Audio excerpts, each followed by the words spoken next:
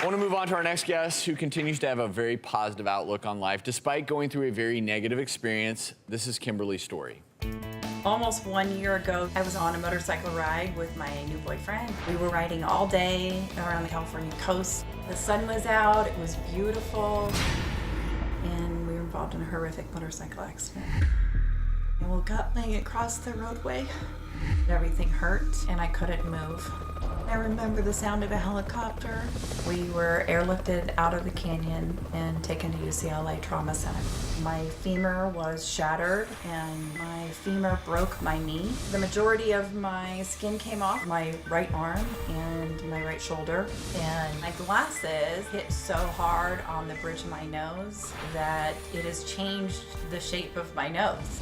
When I look in the mirror, I see a bump, and I'm acutely aware of the accident happening over and over and over. I don't see the lighthearted girl anymore. I'm grateful because it could have been worse, but what would make me happy is if I could look in the mirror and not have the constant reminder of the accident. I want to move on. I want to be better. Dr. Orden's with Kimberly back in our procedure room. Also with her doctor, board-certified dermatologist, Dr. Jason Emer.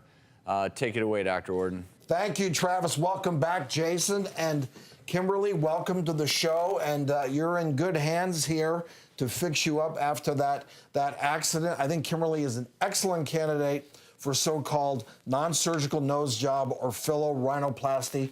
Dr. Emer, tell us what you're going to do. Well, I'm planning to use a little bit of a hyaluronic acid filler, which is a sugar-based filler, to kind of rejuvenate her nose, because then her nose reminds her of the accident. And I figured we can do this instantly and give her a good result almost dramatically, and she'll feel much better about herself and stop thinking about that accident so much. So let's get going here. We're gonna start using the treatment here, and I'm just gonna follow her bump and do a few injections along the bone, and you can see immediately the tissue will rise. And what we're doing here is just putting a little bit of volume above and below, very little pain. So this is camouflaging the bump. The bump is in the middle. By adding filler above it and below it is going to create a straight profile. And what's nice about this is, again, avoiding the need for surgery. And depending on the filler, that determines how long this will last, right? Anywhere from 6 months to 2 years, I guess. We're using an HA filler here, which, you know, in the nose lasts longer because it's not as dynamic. It's not moving as much, for example, as your lips are around the mouth. So in the nose, we do get a longer result than some different areas. You can use other fillers. Radiesse has been used. I agree with Dr. Emer. I like HA products, hyaluronic acid.